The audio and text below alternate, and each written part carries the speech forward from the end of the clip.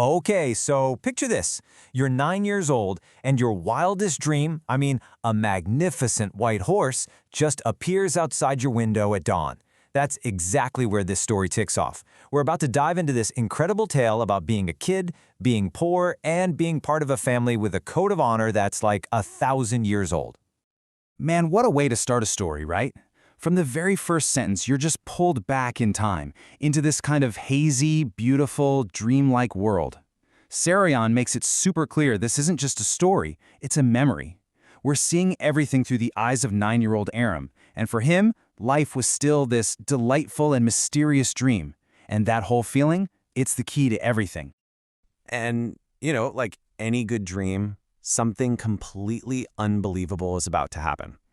Right before the sun comes up, the impossible just appears. All right, so get this. It's 4 in the morning. Aram's fast asleep when he hears a little tap, tap, tap on his window. And who is it? It's his cousin, Murad. Now, Murad's got this reputation. He's considered crazy by everybody. Well, everybody except Aram, of course. And he's not just standing out there. And boom, this is the moment. The story just ignites. For Aram, who has been dreaming about horses his entire life, this is, well, it's everything. But hold on a second. It's also completely impossible. How in the world could Murad, from their family, have a horse like this? Yeah, see, that beautiful horse isn't just a dream come true. It is a massive problem. And the reason why cuts right to the heart of who Aram's family is. So here's the deal with the Goroglanian family. On one hand, they are, as Aram says, living in the most amazing and comical poverty in the world. They have no money, like zero. But on the other hand, the one thing they value more than anything is their reputation for honesty. And we're not just talking a few years here. We're talking a legacy that goes back 11 centuries. And this wasn't some casual thing, it was their whole identity. They were proud first and honest next. They absolutely believed in right and wrong. The idea that a Goroglanian might steal something? No way. It was completely unthinkable.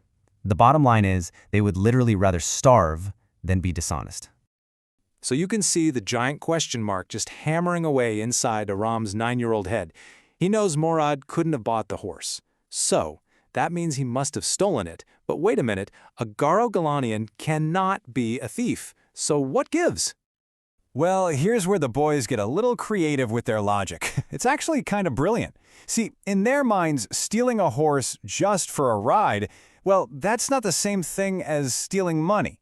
In fact, if you're absolutely crazy about horses, like they are, it's not really stealing at all. It only becomes stealing if you try to sell it, which, of course, they would never, ever do. So, with that settled, their adventure is on. With their consciences conveniently cleared, this secret summer ritual can begin. And, to really understand a kid who would borrow a horse in the first place, you really need to get to know his famous crazy streak.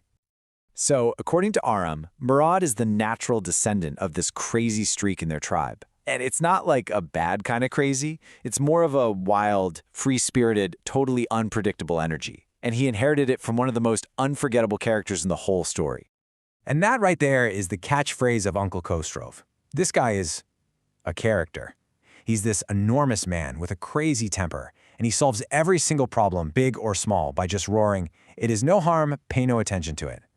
His own son once ran in to tell him their house was on fire, and his response, "Yep, you guessed it." It just perfectly shows you the kind of larger-than-life world these boys are living in. So they get into this simple routine. They keep the horse hidden away in this deserted barn, and every single morning before the sun comes up, they ride. For Murad, it's all about his incredible connection with the animal. For Aram, it's mainly a bunch of clumsy attempts to learn, which usually end with him falling right off. But, reality can't be kept away forever. And one day, a farmer named John Biro comes to visit Aram's house, and the guy is just sad and lonely because his white horse, the one he needs for his cart, was stolen a month ago. And all of a sudden, their secret little adventure has a face and a name. So this is it. This is the moment where the boys' little fantasy world is about to have a head-on collision with the real world, and it all comes down to one tense meeting. So, one morning, they're on their way to put the horse away, and who do they run smack into on the road? The farmer, John Biro himself. There is absolutely nowhere to go, but Murad, always confident, just tells Ram, Let me do the talking. I have a way with farmers. The farmer walks right up and studies the horse so carefully. He even looks in its mouth. Tooth for tooth, he says. He knows. He says he could swear it's his horse. I mean, this is the moment of truth, right? They are totally busted. But then, John Biro pauses. He looks at the boys. He knows their parents. He knows all about their family's legendary reputation for being honest. And that 1,100-year-old family trait, it's now their only line of defense. And this is just such a beautiful turning point in the story.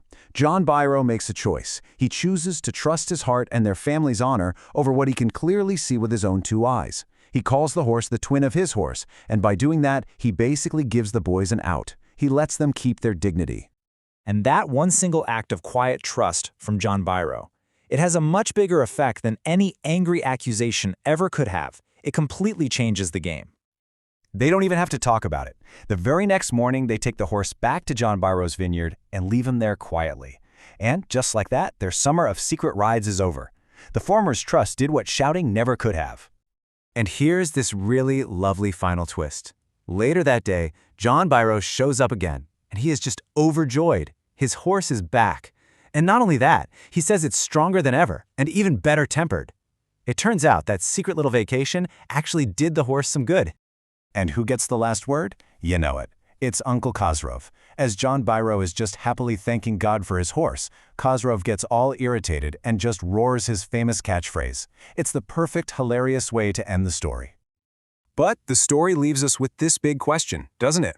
Did the boys return the horse because their conscience was really bothering them, especially after John Biro's kindness? Or were they just afraid of finally getting caught? The story doesn't give us a straight answer, and it lets us think about that fine line between honesty, fear, and the incredible pull of a magnificent white horse. Prepared by K. Rajendra Prasad.